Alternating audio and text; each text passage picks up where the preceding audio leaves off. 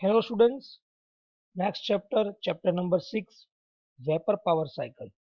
So first we have discussed the topic to be covered in this chapter. First is that introductions, that we have discussed the basic difference between the process and cycle, what are the classification of the thermodynamic cycle.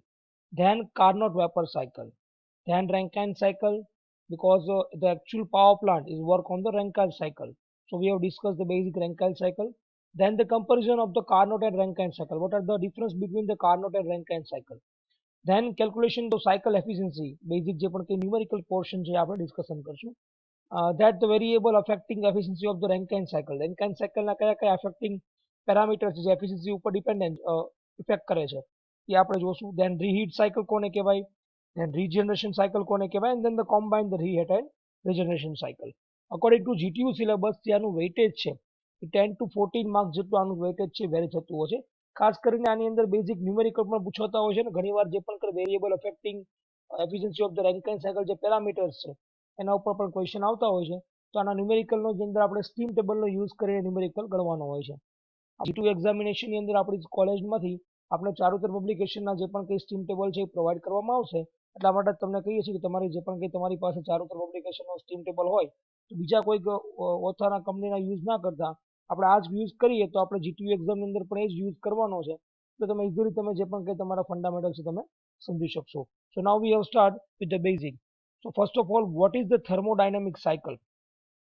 So already we have discussed the basic definition of the cycle. So the cycle means that the thermodynamic cycle is the sequence of the process in which the system return to its initial state. It means the initial and the final state of the system are identified in a cycle. So the any property of the system is achieve its initial value after the completion of the cycle. That's called thermodynamic cycle. Now first we have discussed what is the difference between the process and cycle. So already we have discussed in chapter number 1 બરાબર process કોને કહેવાય અને cycle કોને કહેવાય. તો આપણે પહેલાનો difference જોઈએ તો first difference is that the process is the deviation of the system from its one equilibrium state to another equilibrium state. એક સ્ટેટ ઇક્વિલિબ્રિયમ સ્ટેટમાંથી બીજા સ્ટેટ સુધી જવા માટે જે પણ કઈ સિસ્ટમ થાય છે શું કહેવામાં આવે છે? પ્રોસેસ કહેવામાં આવે છે. સાયકલ કોને કહેવાય? If a system is deviation from its initial equilibrium state and after passing through the various equilibrium state, if it return to its initial state again, then its system is said to be undergoing a cycle. System સાયકલમાં છે કેવું કહેવાય કે જ્યારે એક initial state હોય equilibrium state હોય એમાંથી બીજા ઇક્વિલિબ્રિયમ સ્ટેટમાં જ્યારે ઘણા બધા ઇક્વિલિબ્રિયમ સ્ટેટની અંદર પસાર થાય પણ મૂળ પાછી ઓરિજિનલ ઇનિશિયલ જે ઇક્વિલિબ્રિયમ સ્ટેટ છે ત્યાં સુધી એ પાછું આવી જાય પ્રોસેસ બરાબર. તેને શું કહેવામાં આવે છે કે તમારી સાયકલ છે સિસ્ટમ છે કેવી છે સાયકલની અંદર છે આપણે ડિફાઇન કરી શકીએ. આપણે આ જ ફિનોમિના ઉપર આપણે થર્મોડાયનેમિક સાયકલ છે સ્ટડી કરવાના છે. ઇટ મીન્સ પ્રોસેસ એટલે શું છે એક ઇક્વિલિબ્રિયમ સ્ટેટ થી બીજા ઇક્વિલિબ્રિયમ સ્ટેટ સુધી વચ્ચેનો આપણે જે હોય પ્રોસેસ એને આપણે શું એ પ્રોસેસ કહીએ બરાબર. અને આની અંદર ઇનિશિયલમાં પાછું બી આવે મૂળ પોઝિશન ઉપર that's cold cycle. Generally system is achieve other the state while is different from initial state after the completion of process. ઘણીવાર ઇનિશિયલ સ્ટેટ અલગ હોય ફાઇનલ પણ અલગ હોય ત્યારે સાયકલની અંદર એવું નથી. System achieve initial state again after the completion of a cycle પાછું ઓરિજિનલ સ્ટેટ ઉપર તો પાછું આવી જ જશે. Now third one is the value of all state parameters change after the completion of process. જો પ્રોસેસ સેમ થાય ને તો સપોઝ પેલા સ્ટેટ ઉપર જે પણ કઈ પ્રોપર્ટી હતી એ પ્રોપર્ટી બીજા સ્ટેજ ઉપર નહીં હોય ચેન્જ થશે બરાબર. એન્ડ સાયકલની અંદર value of all state parameter of the system do not change after the completion of the cycle. જે સ્ટેટ પેરામીટર છે ચેન્જ નહીં થાય ભલે આખી પ્રોસેસ ભરી સાયકલ આવે તો individual point of view. Third one is that there should be minimum 2 equilibrium state in a process. જો બે ઇક્વિલિબ્રિયમ સ્ટેટ હોય ને તો જ પ્રોસેસ કહેવાય. જ્યારે અહીંયા શું છે there should be minimum 2 process in a cycle. Cycle ક્યારે કહેવાય કે બે પ્રોસેસ હોવી જોઈએ અને પ્રોસેસ ક્યારે કહેવાય કે બે ઇક્વિલિબ્રિયમ સ્ટેટ હોવા જોઈએ. એક્ઝામ્પલ જોઈએ પ્રોસેસના તો ખબર છે કે આપણે ભણી ગયા છીએ constant volume, constant temperature, adiabatic, throttling. These are the basic example of the various processes બરાબર. વેરિયસ સાયકલ કોને કહેવાય? કાર્નોટ સાયકલ છે, ઓટો સાયકલ છે, ડીઝલ સાયકલ છે. આ બધી કેવી છે સાયકલ છે કે જેની અંદર બે કે બે કરતા વધારે અલગ અલગ પ્રોસેસ એ બધી આવેલી હશે. જો પ્રોસેસ બે પણ હોઈ શકે, ત્રણ પણ હોઈ શકે, ચાર પણ હોઈ શકે પણ મિનિમમ બેની રિક્વાયરમેન્ટ છે. જ્યારે પ્રોસેસની અંદર પણ મિનિમમ બે સ્ટેટની રિક્વાયરમેન્ટ છે તો જ એ પ્રોસેસ છે એમ આપણે કહી શકીએ. પીવી અને ટીએસ ડાયાગ્રામ ઉપર પ્રોસેસ અને તમે જુઓ સાયકલ બતાવેલી છે. આ એક ઇક્વિલિબ્રિયમ સ્ટેટ છે, આ બીજું તમારું ઇક્વિલિબ્રિયમ સ્ટેટ છે. કનેક્ટ કરે that's cold 1 2, that's cold a process. અહીંયા જુઓ 1 2 process, 2 3 process, 3 4 process and 4 1 process. After the 3 processes તમારે જુઓ મૂળ ઇનિશિયલ સ્ટેટ તમારું કેવું આવી ગયું 4 પ્રોસેસ પછી પાછું મૂળ ઓરિજિનલ તમારું જે પણ કઈ સ્ટેટ છે અચીવ થઈ ગયું. ધેટ મીન્સ આ સિસ્ટમ કેવી છે, સાયકલમાં છે એમ તમે કહી શકો. So these are the basic difference between the process and cycle. Now the classification of the thermodynamic cycle. આ બધું કન્ટેન્ટ તમારી બુકની અંદર અવેલેબલ નથી પણ આ બેઝિક ફંડામેન્ટલ છે. ખાસ કરીને ડિપ્લોમા સ્ટુડન્ટ ડિગ્રી વાળા હશે સ્ટુડન્ટ તે લોકો ડિસ્કશન કરીને આવ્યા છે બરાબર. બાકીના જે રેગ્યુલર સ્ટુડન્ટ એની માટે થોડુંક આ રિવાઇઝ થશે. નાવ થર્મોડાયનેમિક સાયકલ તો મેઇનલી ઘણા બધા રીતે એનું ક્લાસિફિકેશન થઈ શકે બરાબર. પણ તમે જુઓ મોનલી 4 પ્રકારનું ક્લાસિફિકેશન થાય છે. So first one is that based on the according to the power point of view. Barabar. So first is the power producing cycle. Now what is the power producing cycle? So as we have seen earlier in the third chapter, a system that work in a cycle and convert heat energy into the work known as the heat engine, work producing device, that's called a heat engine. Barabar. And working medium of the heat engine કેવી રીતે working કરે? So absorb a heat energy from the heat source of the higher temperature and develop the net positive work from the part of the heat gain while the operating in a thermodynamic cycle. Heat engine work કેમ કરતું? Higher temperature source માંથી heat લે અને heat engine work કરે અને positive work કંઈક આપે બરાબર. Then હવે જે વધારાનું રહ્યું શું કરશે? So remaining part of the heat gain is rejected to the heat sink of the lower temperature. Lower temperature શું કરશે? વધારાની heat ને reject કરશે બરાબર. So that's called a heat engine. So now the thermodynamic cycle means it's utilized in a heat engine. શું કરે છે? heat engine utilize કરશે. So as a known as a power producing cycle, જે power produce કરે છે, work produce કરે છે. અને એના એક્ઝામ્પલ તમે જોવા જાઓ પાવર પ્રોડ્યુસિંગ સાયકલની અંદર તો ઓટો સાયકલ છે, ડીઝલ છે, ડ્યુલ છે, બ્રેટોન સાયકલ છે, રેન્કાઇન સાયકલ છે. Are the example of the power producing cycle. Now second one is that power absorbing cycle. So already we have બે કોન્સેપ્ટ ભણી ગયા છીએ આપણે બેઝિકની અંદર, હીટ પંપ એન્ડ રેફ્રિજરેટર બરાબર.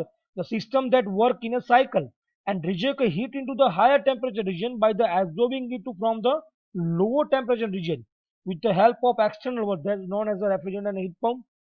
હીટ પંપ રેફ્રિજરેટર શું કરે? લોઅર માંથી હીટ લે, બહારથી કંઈક આપણે વર્ક પ્રોવાઈડ કરવું પણ હાયર ની અંદર રિજેક્ટ કરે બરાબર. So working medium of the refrigerator heat pump absorb a heat from heat source of lower temperature and with the help of external work the heat absorbed is rejected in the heat sink of the higher temperature. So while this operating in a thermodynamic cycle, તમે જુઓ external work is necessary for transferring heat energy from lower temperature to higher temperature regions. આપણે external work ની provide થી. So this thermodynamic cycle is utilized in refrigerant and heat pump are known as શું કહેવાય એને? power absorbing cycle. બહારથી કંઈક work આપવું પડે છે ત્યારે એ તમારી lower to higher તમારી heat ને પહોંચાડે છે. So that's called power absorbing cycle બરાબર. And generally the power absorbing cycle છે ઓપરેટ થાય છે reverse directions compared to the power producing cycle કરતા કેવી હોય? રિવર્સ ની અંદર પ્રોડ્યુસ થાય. રિવર્સ કાર્નોટ સાયકલ છે, રિવર્સ બ્રેટન સાયકલ છે, બેલ કોલોમન સાયકલ છે. આ રીતે example of the power absorbing cycle. Now next one is classification according to the phase of the working medium. So there are the gas cycle and vapor cycle. તો આપણે એ portion already gas cycle તો આપણે ભણી ગયા છીએ. Gas cycle means in gas cycle the working medium of the system is remain in gas phase throughout the cycle. So generally in gas working cycle working medium is the air, gases barabar, like helium, argon and mixture of air and product of the combustion of fuel. So this cycle is utilized gas turbine power plant, petrol engine, diesel engine અને example કેવા છે gas સાયકલના? Already આપણે આના ઉપર discussion કરી ગયા છીએ બરાબર. Now next one is the vapour cycle. આ પોર્શન આપણે ખાસ સમજવાનો છે આ ચેપ્ટર સ્ટાર્ટ કરતા પહેલા બરાબર. સો વેપર સાયકલ કોને કહેવાય? સો in a vapour cycle working medium of the system is remain in vapor phase during the some part and the liquid phase during the remaining part of the cycle.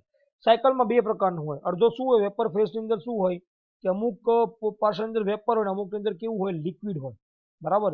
It means the working mediums get evaporated one part and condensation in other part. એકમાં ઇવોપરેટ થાય ને એક પોર્શનમાં સાયકલના શું થાય? એ condensation થાય. તો cycle of the steam power plant આ બધું કેવું એક્ઝામ્પલ છે વેપર સાયકલના જે આપણે આ ચેપ્ટરની અંદર સ્ટડી કરવાના છીએ. Now basic according to the circulation of working medium તો close cycle and open cycle. So open cycle in the open cycle the working medium of the system that does not return to the initial state at the end of the cycle. That's called the open cycle. Barabar, and does not recirculate again in next cycle. It means that working medium comes to the system for the each cycle throughout the operating time period point of view. In other words, the working medium does not complete the thermodynamic cycle, although the system complete the mechanical cycle. That's called the open cycle. Now, what is the closed cycle? So, in a closed cycle point of view, a working medium of the system return to the initial state at the end of this cycle and recirculating again and again in next cycle. It means the working medium જે પણ કે જે remain unchanged throughout the operating time point of view. Rankine cycle steam power plant નું છે તમે example અને કહી શકો એ આપણે ઓપન સાયકલમાં કન્સિડર કરી શકીએ. Now the according to the reversibility point of view, so reversible cycle and irreversible cycle. તો બેઝિક જ એનું છે આટલું બધું આપણે ડીપમાં જવાની જરૂર નથી. All process are involved in the reversible cycle are reversible process, બરાબર. And this type of cycle can be give the higher thermal efficiency compared to the other cycle. અને કેવી કહેવાય reversible કહેવાય. And all reversible process કેવી હોય? Irreversible process means કે જે પણ કઈ all process involved in irreversible cycle are not reversible process. અને all real cycle are irreversible cycle because તમને ખબર છે કે simplification આપણે જે પણ કંઈ કરીએ છીએ thermodynamic analysis point of view. So we assume that the real cycle is an internally reversible cycle. So that may be involving irreversibility external to the system point of view. So we known as a such as ideal cycle point of view આપણે define કરતા હોય છે.